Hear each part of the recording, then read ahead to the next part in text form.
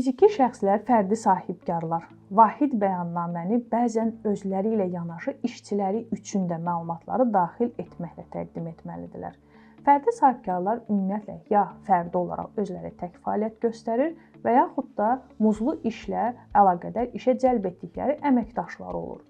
Bu zaman sual yaranır ki, vahid bəyannaməni fərdi sahibkar özü üçün ayrı, işçilər üçün ayrımı təqdim etməlidir. Əslində bütün bu məlumatları yalnız bir hesabatda vergi orqanına təqdim edir. Və vergi orqanına hesabatı təqdim edərkən burada yalnız fəaliyyət növünün kodu hissəsində özü üçün əlavə etdiyi sosial sığorta haqqına koddan əlavə olaraq muzlu işlə işləyənləri işə götürən sahibkarlar kodunu da seçir və əlavə etmiş olur. Və burada yalnız fərdi sahibkarın özü üçün tək təqdim edərkən olmayan işsizlikdən sığorta üzrə haqqı hissəsi açılır ki, burada da yalnız işçilərlə bağlı olan hissədir ki, bunu əlavə edir və vergi üzrə kodunu olduğu kimi saxlayır ki, əsas fəaliyyət üzrə kodu nədən ibarətdir, onu əlavə etmiş olur.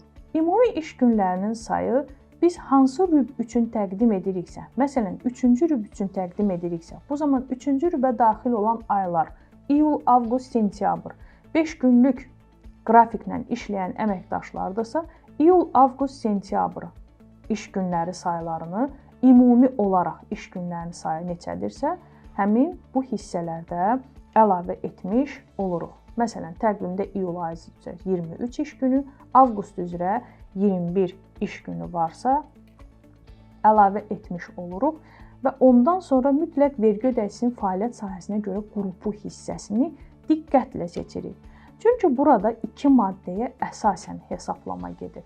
Əgər biz dövlət və neft sektorunda çalışan vergi ödəyicisi isə, o zaman 101-ci maddəyə əsasən dövlət sektoruna aid vergi ödəyiciləri, yox, əgər biz dövlət sektoruna aid vergi ödəyicisi deyilsə və qeyri-dövlət və qeyri-neft sektorunda çalışırıqsa, o zaman 2-ci maddəni seçim edirik.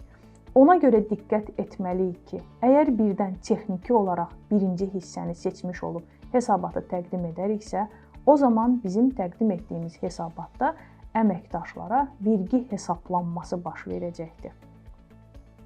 Bundan əlavə olaraq, əgər biz həmçinin texnologiyalar parkı üzrə rezidenti isə və burada həmin məlumatları da daxil edirik ki, texnologiyalar parkının rezidenti olan müəssisələrin, vergi ödəyicilərinin vahid bəyannamə məlumatlarında müəyyən fərqli nüanslar olur.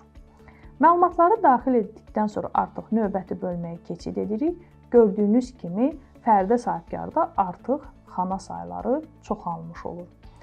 Biz muzlu işlə əlaqədar işə cəlb olunan əməkdaşların həm ümumi məlumatlarını, həm də onların işləmədiyi günlər haqqında məlumatları daxil etməli oluruq. İşçilər haqqında məlumat hissəsinə daxil olanda burada sığorta olunanların özü və qeyri-muzlu işə aid fəaliyyət, yəni fərdi sahibkarın özünə aid olan məlumatları eyni şəkildə daxil etmiş oluruq və fəaliyyəti olan aylar üzrə məlumatları əlavə edirik. Burada diqqət olunmayan məqamlardan biri və tez-tez sual ünvanlanan məqamlardan biri odur ki, bəzən deyirlər fərdi sahibkarın hər hansı bir ayda fəaliyyəti olmayıb, lakin əmək haqqı hesablanmışdır. Əgər əməkdaşlara bütün aylar üzrə əmək haqqı hesablanmışdırsa, bu fərdi sahibkarın həmin ayda fəaliyyəti olmasının göstəricisidir. O, həmin ayda qaimə təqdim etməmiş və yaxud da hər hansı bir təqdim etməsi olmamışdırsa, onun işçilərin əmək haqqı hesablanması onun fəaliyyətinin olmasına dair bir sübutdur.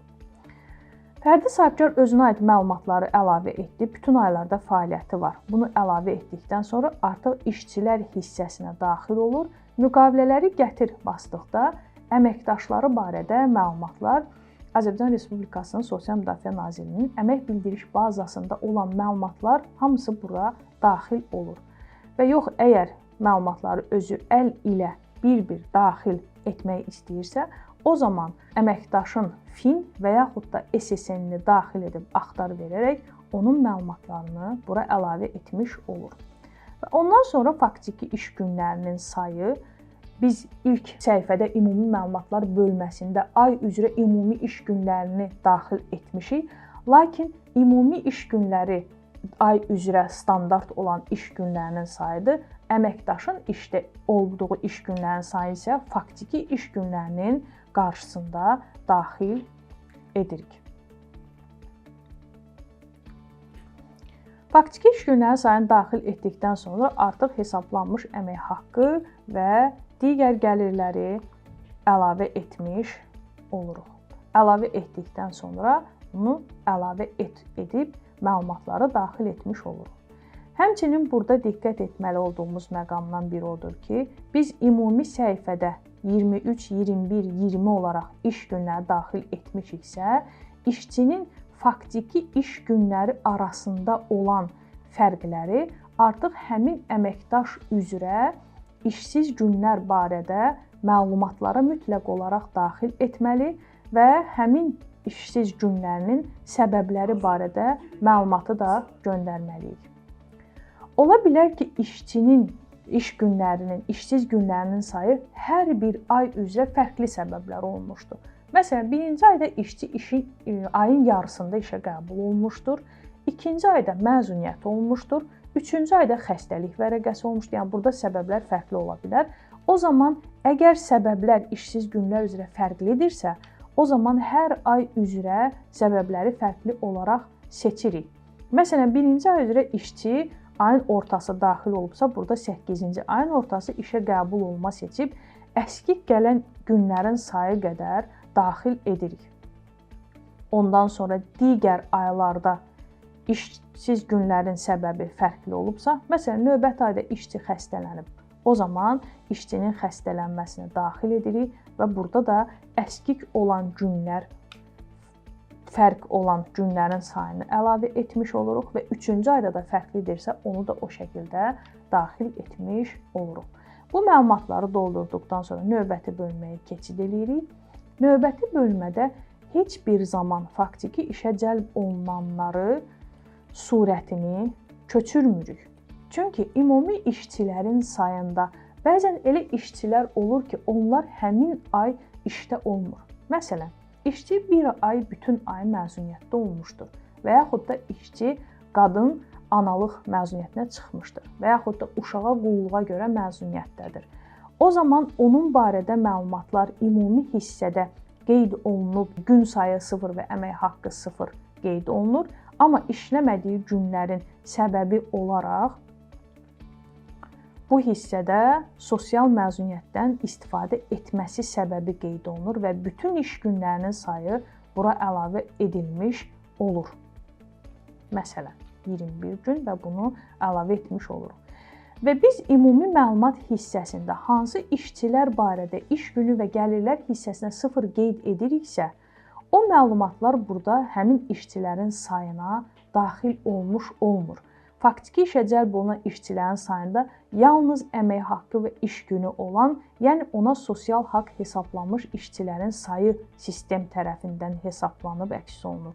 Ona görə işçilərin ümumi sayı hissəsində mütləq həmin ay sizin bazanızda neçə işçi sayı varsa, o sayları qeyd edirsiniz. Əks halda, əgər ümumi işçi sayısının faktiki işçi sayından çox olarsa, bu zaman vahid bəyannamə üzrə işçi sayı barədə fərq olmasına görə uyğunsuzluq məktubu alacaqsınız. Növbəti bölməyə keçdikdən sonra artıq sizin aylar üzrə yazdığınız əmək haqqları əks olunur. Bunu isə əmək haqqı cədvəlimizlə tutuşdura bilirik. Eyni ilə işsizdən sığorta haqqında və eyni ilə də icbari tibbi sığorta haqqında da bu hissələrlə tanış olmuş oluruq. Və növbəti bölmə verdikdən sonra artıq fərdi sahibkarın özü barədə məlumat və növbəti bölmə artıq bizim qeydiyyata almağımız üçün olan hissə daxil olur. Fərdi sahibkarın özü və əməkdaşlarına görə təqdim etdiyi hesabat barədə hər hansı sualınız olarsa, rəylərdə bildirməyinizi xahiş edirəm.